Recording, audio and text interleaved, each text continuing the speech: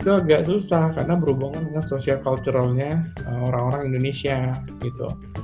Nah, pertama itu, kedua stigma gitu. Jadi kalau ada stigma, kan takut nih mereka divonis kan gitu.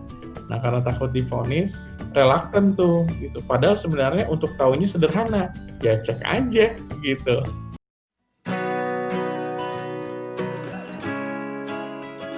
Kita tuh ada dua testing cara kita bisa mendeteksi pasien COVID ya. Jadi di sini seperti yang dilihat di sini, ini kan ada dengan RT-PCR ya.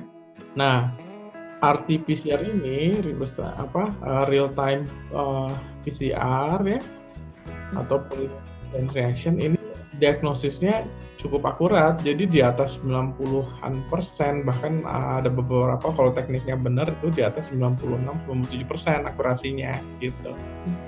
Nah, ini PCR. Sedangkan kalau misalnya yang ada di sekarang nih banyak yang marak nih kan rapid test ya gitu. Kalau pertanyaannya mana yang lebih akurat? PCR jelas jauh. Karena rapid test itu awalnya khusus untuk community based, jadi dia menyaring gitu, dari semua itu gitu. Jadi rapid test itu bukan alat untuk mendiagnosis COVID, itu salah besar, salah total, gagal paham tuh.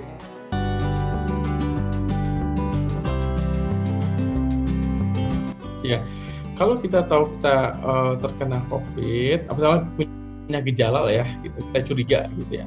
Yang pertama itu saya sarankan untuk ke dokter dengan cara telekomunikasi, gitu. Atau pergi ke websitenya di Kemkes ya untuk cari tahu gejala-gejala COVID seperti apa, atau bahkan sampai ke websitenya WHO gitu. Itu informasi yang valid itu gitu udah jelas. Nanti ada tuh kalau gejala ini masih mungkin atau enggak kayak gitu. Kalau kasus itu berat, nggak ada cerita itu mah, apapun itu COVID nggak COVID udah langsung ke UGD.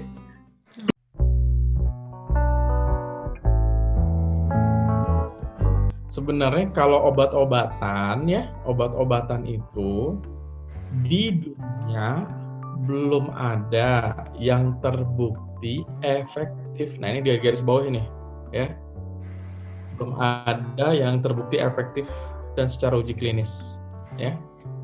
Contohnya gini deh, yang ada di layar, hidroksikloroquine atau hidroksikloroquine nih kan, saya kan fokusnya di jantung nih ya gitu. Dari awal dibilang itu ada hidroksikloroquine, orang jantung yang paling teriak-teriak, nggak boleh, nggak ada cerita pakai hidroksikloroquine. Pertama itu belum terbukti, kedua kalau minum obat ini listrik jantungnya bermasalah. Jadi alih-alih mengobatin COVID, jantungnya yang problem gitu. Buat apa? Jadi obat-obatnya banyak.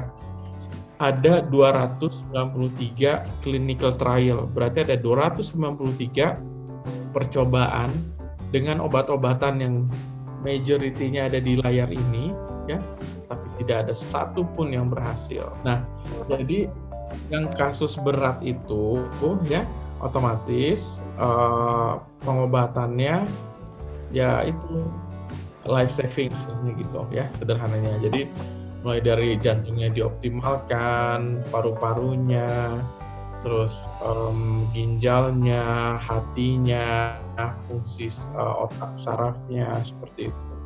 Tentunya dengan obat-obatan suportif yang untuk organ-organ tadi gitu.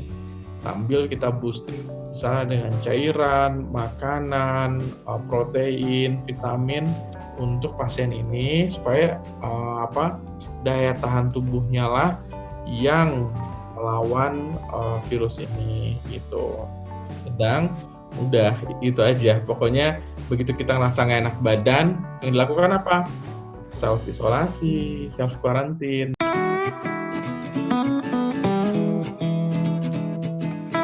Rasionalitasnya saya mengerti sih, saya paham. Jadi maksudnya bisa diterima itu atau dipahami adalah kan orang-orang yang sembuh.